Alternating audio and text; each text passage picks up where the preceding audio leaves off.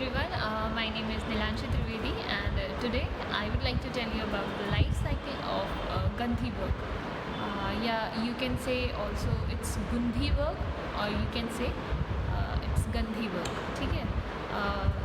So here I have prepared some slides. So I'm going to share those slides with you.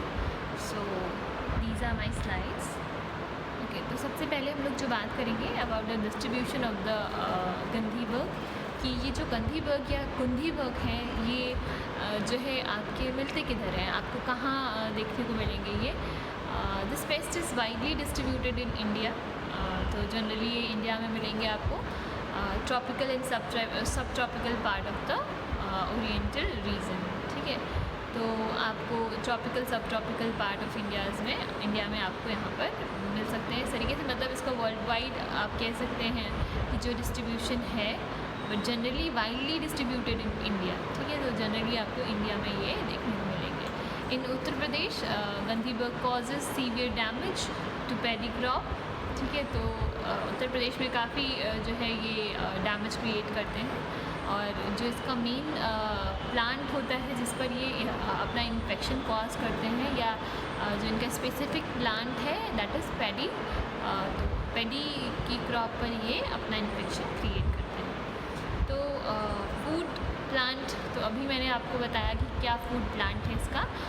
It's mainly feeds on paddy but has also been found feeding on millets, maize, bajra, jowar, rye, sugar cane and some other grasses. तो इस तरीके से mainly ये paddy पर depend रहते हैं but इसके अलावा और भी इसके अल्टरनेट हो सकते हैं।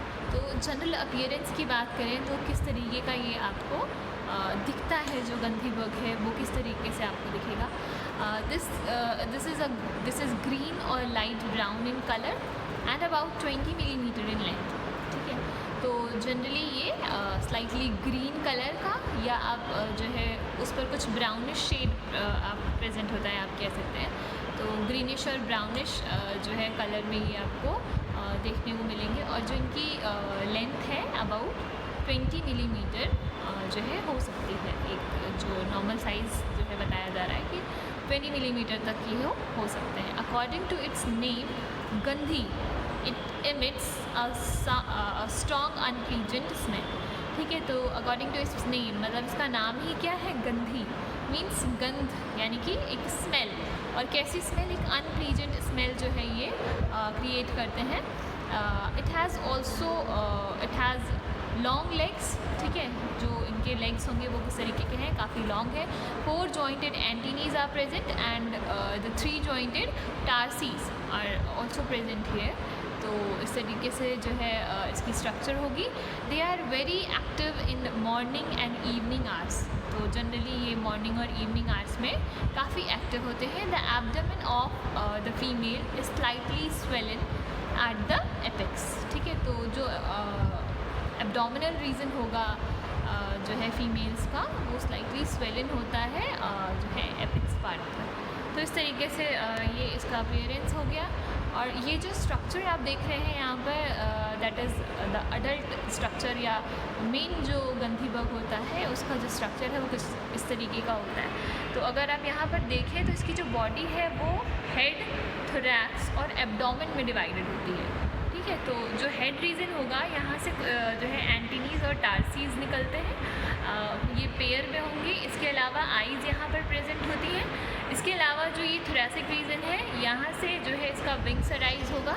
ये विंग्स एक दूसरे के ऊपर इस तरीके से अरेंज होते हैं। यहाँ आप देख सकते हैं एक ये विंग प्रेजेंट है और एक ये विंग प्रेजेंट है। तो एक क्रॉस लाइक स्ट्रक्चर आप कह सकते हैं फॉर्म होती है इसके ऊपर। और इन विंग्स की वजह से ही यहाँ पर एक कुछ ब्राउनिश शेड आपको देखने को मिल रहा है। क्योंकि अभी मैंने कलर की बात की तो कल मैंने बताया कि ग्रीनिश और ब्राउनिश होता है। तो यहाँ पर आप देख सकते हैं कि जो कलर है वो कैसा है, ग्रीन और ब्राउन कलर में है। इसके अलावा जो है यहाँ पर इसके लेग्स प्रेजेंट हैं जो कि कैसे होते हैं, जॉइंटेड स्ट्रक्चर्स होती हैं। तो इस तरीके की कुछ स्ट्रक्चर होती हैं जो कि कहाँ प्रेजेंट होते हैं, जनरली फाउंड किए जाते हैं पैडी फील्ड्स पर।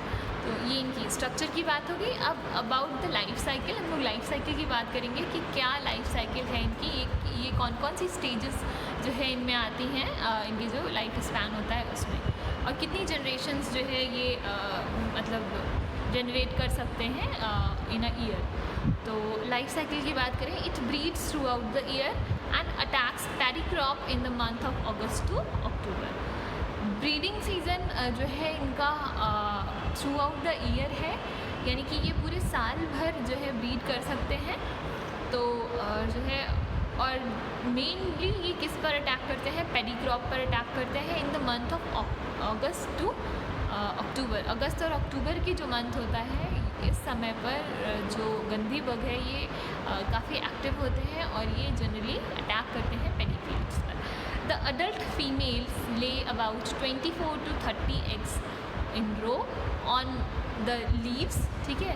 तो इस तरीके से 30 से 40 एग्स दिए जाते हैं, रोज़ में दिए जाते हैं। एंड ईच रो में हैव 6 to 20 एग्स, ठीक है। हर रो में 6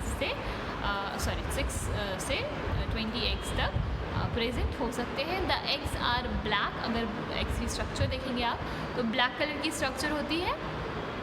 इसके अलावा ओवल होंगे ये, फ्लैटेंड हैविंग कॉनकेव मार्जिन, ठीक है, फ्लैटेंड होंगे और आपकी कॉनकेव मार्जिन यहाँ पर होती है। इस तरीके का स्ट्रक्चर होता है एग्स का। These eggs are fixed on the leaf by a gummy substance secreted by them.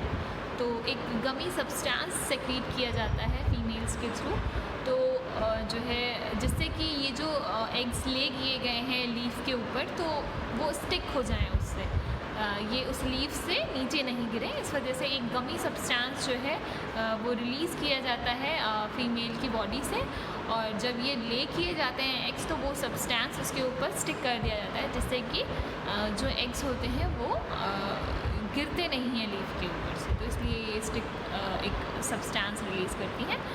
और it is about 1 millimetre in length, ठीक है। तो जो एग्स का साइज़ होगा वो कितना होगा, 1 millimetre in length. After 6 to 7 days of laying the eggs hatch into young nymph which are pale green, long legged and devoid of wings, ठीक है। तो 6 से 7 दिन के अंदर ये जो एग्स होंगे ये कन्वर्ट हो जाते हैं निम्फ्स में। तो निम्फ्स में कन्वर्ट हो जाते हैं, यानी कि जो ये निम्फ का स्ट्रक्चर होगा, अब उसकी स्ट्रक्चर की बात करें तो निम्फ की स्ट्रक्चर जो होती है वो ग्रीनिश कलर की होती है, पेल ग्रीन कलर की होती है। इसके अलावा जो है इनमें लॉन्ग लेग्स प्रेजेंट होंगे एंड डिवॉइड ऑफ विंग्स, मतलब कि जो विंग्स की स्ट्रक्चर अभी आपने देखी अडल्ट में वो प्रेजेंट नहीं होती है आपके जो निम्फ होंगे उनमें। Within 15 to 18 days young nymph grow to become adult and during this process nymphs pass through 6 stages। तो 15 से 18 दिन के भीतर जो है आपके जो निम्फ होते हैं वो ग्रो करके अडल्ट में कन्वर्ट हो जाते हैं। During this process nymph pass through 6 stages, यानी कि निम्फ से अडल्ट बनने की जो प्रोसेस है वो 15 से 18 दिन की है। इसके अलावा जो है ये जो स्टेजेस आती हैं निम्फ से आपके एडल्ट में कन्वर्ट होने के लिए, तो 6 स्टेजेस या आप कह सकते हैं कि 6 मोल्टिंग्स जो है परफॉर्म की जाती हैं निम्फ को कन्वर्ट कराने के लिए एक अडल्ट में। तो ये इसकी लाइफ साइकिल, यहाँ पर मैंने ये स्ट्रक्चर दिया हुआ है, अगर आपको दिख रहा होगा यहाँ पर एक ग्रीन कलर की स्ट्रक्चर दिख रही है जो आपको, दैट इज़ निम्फ। अभी मैंने बताया कि जो इनका कलर होता है वो ग्रीनिश होता है, काफ़ी स्मॉल स्ट्रक्चर्स होती हैं। इसके अलावा डिवॉइड ऑफ विंग्स, ये भी मैंने बताया, तो यहाँ पर आपको विंग्स की स्ट्रक्चर देखने को नहीं मिलेगी। इसके अलावा जो है जॉइंटेड लेग्स यहाँ पर भी प्रेजेंट होंगे और इस तरीके से एंटीना प्रेजेंट होते हैं इन अ पेयर, और आइज़ यहाँ पर इस तरीके से प्रेजेंट होंगी। तो इस तरीके की जो स्ट्रक्चर होती है that is called as nymph. तो इसके अलावा ये जो बगल में स्ट्रक्चर मैंने दे रखी है दैट इज़ यहाँ पर आपको ये शो किया जा रहा है कि जो एग्स होंगे वो किस तरीके से ले किए जाते हैं इन अ रो, ठीक है, और लीफ पर स्टिक कर दिए जाते हैं। इसके अलावा जब ये एग्स जो है कन्वर्ट होंगे आफ्टर 6 to 7 days जो है ये किस में कन्वर्ट होंगे, निम्फ में। तो ये डायग्रामेटिक स्ट्रक्चर आपको दिखाई जा रही है। यहाँ पर निम्फ की स्ट्रक्चर किस तरीके से हो सकती है, सेगमेंटेड स्ट्रक्चर होती है इस तरीके से। जो इसकी बॉडी होगी जो है हेड ट्रंक एंड जो है थोरैक्स और एब्डोमेन में जो है बॉडी डिवाइडेड होती है। तो इस तरीके से यहाँ पर आप देख सकते हैं कि जो है बॉडी में इस तरीके से ये एब्डोमेन रीजन है, ये थोरैसिक रीजन है और ये हेड रीजन है। यहाँ से कुछ स्पाइन लाइक स्ट्रक्चर्स जो है ये निकल रही हैं, टार्सी और ये एंटीनीज होते हैं यहाँ पर प्रेजेंट होते हैं। इसके अलावा जो है आपका लेग्स प्रेजेंट होंगे यहाँ पर। और जो है ये जो स्पाइन लाइक स्ट्रक्चर है इसी से जो है जो मिल्की सब्सटेंस है या न्यूट्रिटिव पार्ट है जो उसको सक किया जाता है, क्योंकि ये राइस का जो है बग है।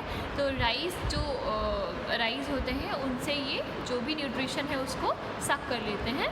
तो ये निम्फ हो गया। और इसके बाद अडल्ट की स्ट्रक्चर अगर आप देखेंगे तो ऑलमोस्ट सेम है, बस यहाँ पर विंग्स का जो है डेवलपमेंट ज़्यादा हो जाता है। तो इस जगह पर ये जो आपको क्रॉस लाइक स्ट्रक्चर दिख रही है दैट इज़ ये यहाँ से एक विंग अराइज हुआ और इसके ऊपर इस तरीके से दूसरा विंग यहाँ से अराइज हुआ और इस तरीके से ये सेटल डाउन है।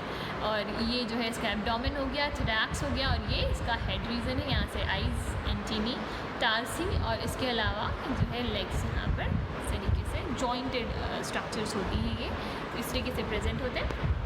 इसके बाद the life span of the adult bug is 33 to 35 days, ठीक है। तो 33 से 35 दिन का जो है लाइफ स्पैन होता है एक अडल्ट का। The nymph and adult are found clustering on paddy crop, ठीक है, क्लस्टर फॉर्म करते हैं although they are not gregarious nature. 5 generation have been recorded in paddy growing season, ठीक है। तो 5 जनरेशन्स जो है रिकॉर्ड की गई हैं इन पेडी ग्रोइंग जो है सीज़न, यानी कि पेडी की क्रॉप जब तक की चलती है उस समय तक ये अपनी 5 जनरेशन्स जो है मतलब इनकी 5 जनरेशन अराइव हो जाती है, क्योंकि इनका लाइफ स्पैन काफ़ी छोटा होता है। अगर आप देखें the whole life cycle is completed in 4 to 5 weeks, ठीक है। तो 4 से 5 वीक में जो है इनका डेवलपमेंट हो जाता है, इनकी पूरी एक साइकिल रन हो जाती है, मतलब एग्स ले कर लिए जाते हैं, निम्फ कन्वर्ट हो जाते हैं एग्स, इसके बाद ये जो अडल्ट में कन्वर्ट हो जाते हैं और अडल्ट का लाइफ स्पैन भी बहुत ज़्यादा दिन का नहीं होता। तो 4 से 5 वीक के अंदर एक साइकिल परफॉर्म कर दी जाती है। तो जो पेडी का जो टाइम होता है, तो उस पेडी के टाइम में एक सीज़न में इसकी 5 जनरेशन्स तक आपको देखने को मिल सकती है। This pest multiplies from July to November, ठीक है, hibernates from December to February and feeds on grasses from March to June, ठीक है। तो मार्च टू जून में ग्रासेस, क्योंकि ऑल द टाइम इसको पेडी नहीं अवेलेबल हो सकती है, क्योंकि पेडी का भी एक अपना सीज़न होता है, उसी समय पर पेडी जो है राइज अप होती है। तो उसका जो अल्टरनेटिव सोर्स है, मतलब आप कह सकते हैं जो इनका अल्टरनेटिव फूड है वो ग्रासेस भी हैं। तो जनरली हम लोगों को ये अवॉइड करना चाहिए कि जहाँ पर पेडी क्रॉप हो वहाँ पर ग्रासेस अननेसेसरी वहाँ पर नहीं हो। तो इस तरीके से आप उसके इन्फेक्शन को रोक सकते हैं, क्योंकि जब पेडी ख़त्म हो जाएगा देन ये जो है ग्रासेस के ऊपर डिपेंड कर जाते हैं, देन ये वही परसिस्ट करते रहते हैं। तो इस तरीके से जो है ये ग्रो करेंगे मार्च और जून पर ग्रासेस में। इसके अलावा ये स्ट्रक्चर में भी यहाँ पर अडल्ट की स्ट्रक्चर अभी आपने देखी ये दी हुई है। इसके अलावा ये मैंने एक लाइफ साइकिल फॉर्म में आपको यहाँ दिखाया हुआ है।